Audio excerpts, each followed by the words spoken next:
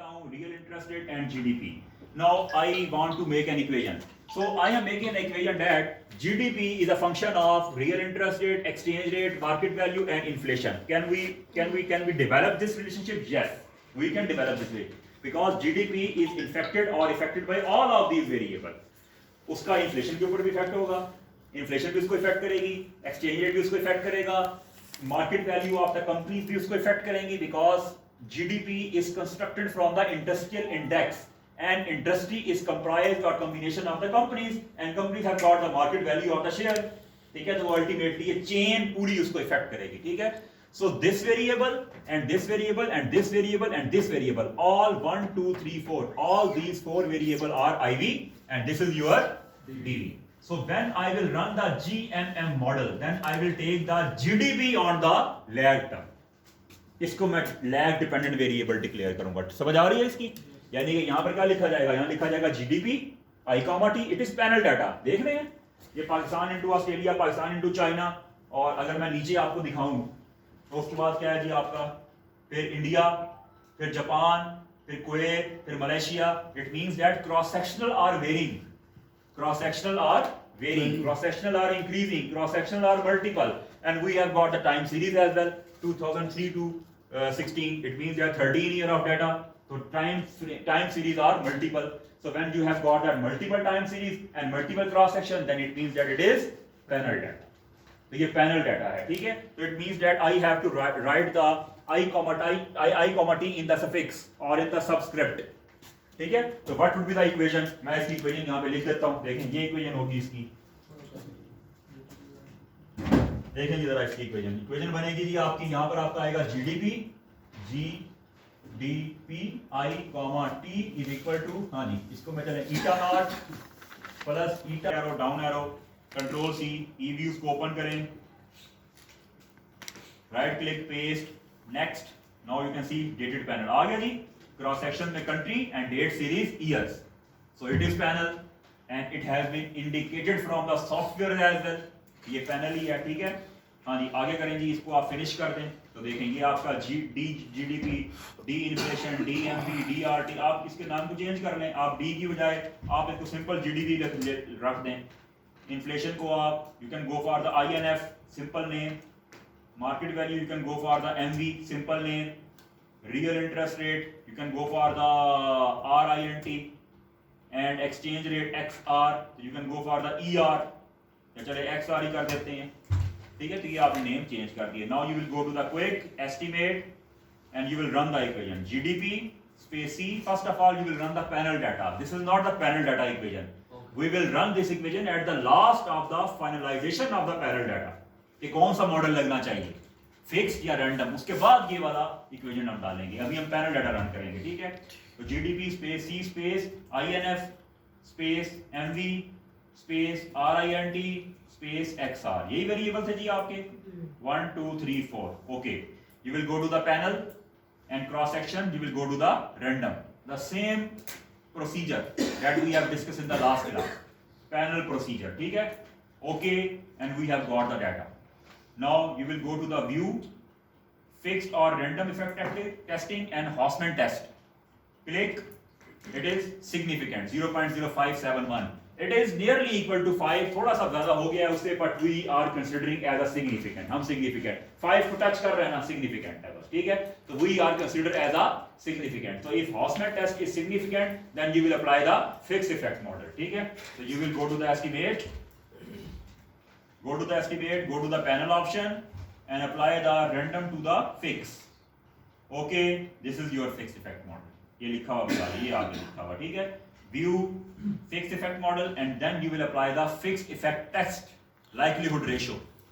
Apply this model and answer is significant. So if answer is significant, it means that fixed effect model should be applied. Fixed effect model should be applied. ये तमाम चीजें मैं last class के अंदर आपको करवा चुका हूँ. ये सारा जो पैनल का प्रोसीजर है ना, ये हमने किया हुआ है लास्ट क्लास में. Go to the estimate, go to the panel option and apply the fixed effect model. वो already apply हुआ था. Okay, now this is your model. ठीक है, यानी कि if you are concluding your model on the panel data only, तो फिर आप इस टेबल को पेस्ट करेंगे and then you will interpret. right? यानी कि if you are concluding your model on just to the panel data, then you will copy and paste this model and you will interpret this model. That's it. ठीक है? तो यहाँ पर देखिए, यहाँ पर आपका significant और ये दोनों आपके insignificant, इन दोनों को छोड़ दें, इन दोनों को इंटरप्रेट करेंगे और आपका यह मॉडल कंप्लीट हो जाएगा. ठीक है? If your purpose or if your goal or if your objective is just to report the panel data analysis result, तो यहाँ पर ये आपका कंप्लीट हो गया. ठीक हो गया जी? Okay, now we are going for the endogeneity check. So first of all, application of the GMM is based on the endogeneity test ना. कि endogeneity होगी तो GMM लगेगी. तो GMM लगेगी. अगर endogeneity होगी तो GMM लगेगी. ठीक है? So what you are going to do, you will go to the estimate. You will go to the estimate and add an AR term. यहाँ पर मैंने एक AR term डाल दी. यही काम किया मैंने. यही काम किया है ना. इक्वेशन को बेसिक एक्सटेंड कर लें तो AR टर्म डालूंगा तो ये काम बन जाएगा. यानी कि यहाँ मैंने GDP के बजाय मैंने AR1 लिख दिया. तो बाकी सारी इक्वेशन वही है ना. सारी इक्वेशन वही आ रही है आपकी. आप कहते हैं कि नहीं मैं ये नहीं करना चाह रहा, ना करें. आप इसको यूं कर लें GDP -1. अब तो वही हो गया. ये वही हो गया ना. GDP -1. इसको मैं इक्वेशन के यहां पर लिखूं, इधर आई इसके यहां C के बाद लिखूं या यहां पे लिखूं. इक्वेशन की तो राइट साइड पे ही आएगा. तो यही वाली, यानी कि I have made the same equation. ठीक है? ये सही है ना. इसमें कोई मसला नहीं है किसी को. ये वही इक्वेशन है जो यहां पे मैंने लिख दी है. ठीक है? ओके, मैं कहता हूं GDP 1 की बजाय मैं AR1 ही डाल देता हूं. AR1 डालें, GDP -1 डालें, इट मेक्स नो डिफरेंस.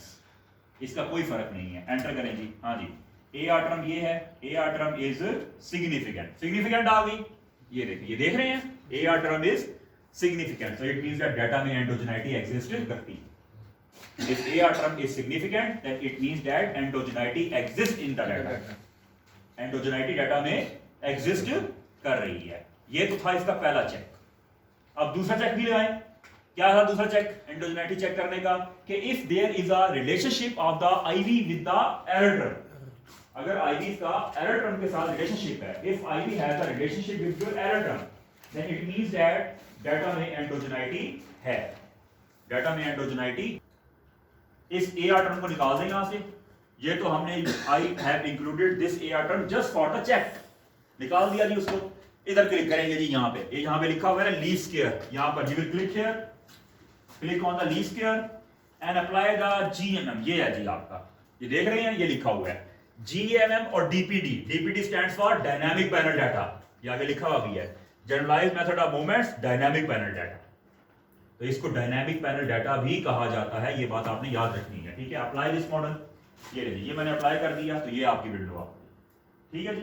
अब यहाँ पर देखिए पैनल ऑप्शन है, इंस्ट्रूमेंट्स है, ऑप्शन है. आपने इनमें से you don't need to check any of the option और you don't need to play with any of. किसी के साथ आपने नहीं खेलना यहाँ पे. ठीक है? सिर्फ आपने क्या करना है, यहाँ पर कंफर्म करना है कि यहाँ पर डायनामिक पैनल डाटा जो है वो लगा हुआ होना चाहिए. इक्वेशन में AR term should not be included. ठीक है? You have got the DV and IV but no AR term. AR term is just was to check the endogeneity. अब वो जब चेक हो गई है, remove that AR term and apply the GMM model and click here dynamic panel wizard. ये खुद ब खुद ही मतलब कि it will automatically run the equation. It will automatically convert your equation into GMM equation. मैं आपको बताता हूँ. देखो, इस पे क्लिक करेंगे जी, ये एक विजार्ड आएगा. वो whenever you will install and software, तो इस तरह का एक विजार्ड सा आता है. ठीक है? इस विजार्ड को नेक्स्ट करते जाएंगे. नेक्स्ट किया जी. हाँ जी, what is your dependent variable? GDP जी, बिल्कुल GDP नेक्स्ट कर दिया. What are your IV? यही है INF MB. हाँ जी, बिल्कुल यही है, नेक्स्ट कर दिया. छोड़ दें इसको जो भी है. हाँ जी, ये देखें GDP डायनामिक, यानी कि डायनामिक पैनल डाटा लेगा GDP -2, यानी कि ये 2 लाख के ऊपर लेकर जाएगा उसको. यानी कि GDP -1 करेगा, GDP -2 करेगा. अगर आप इसको 1 करना चाहते हैं तो you can write 1 instead of 2. यहां पर आप 1 लिख सकते हैं, लेकिन जो सॉफ्टवेयर ऑटोमेटिकली दे रहा है, go for that. There is no need to amend in these, आप कह सकते हैं lags और in these terminologies. इसमें कोई हमने अमेंडमेंट नहीं करनी है. जो वो कर रहा है उसे करने दें. नेक्स्ट करें जी, कुछ भी नहीं करना. नेक्स्ट कर दें, कुछ भी नहीं करना. नेक्स्ट कर दें और फिनिश कर दें. मैंने कहीं पर भी कोई काम, I neither do any work nor any amendment in the model. कोई मैंने काम या कोई मैंने इसके अंदर अमेंडमेंट नहीं की. फिनिश कर दें जी इसको. ये नहीं फिनिश हो गया। अब जरा इक्वेशन को देखते हैं। हाँ जी बन गई है जी जीडी उसकी इक्वेशन बन गई ना। जीडीपी -1 सी इंटू आईवी। तो क्या यही इक्वेशन नहीं है मेरी? ये देखो यही इक्वेशन है ना। मैं इसको यहाँ पर लिखूं जीडीपी T-1 इसको यहाँ पर लिखूं कोई फर्क नहीं पड़ता।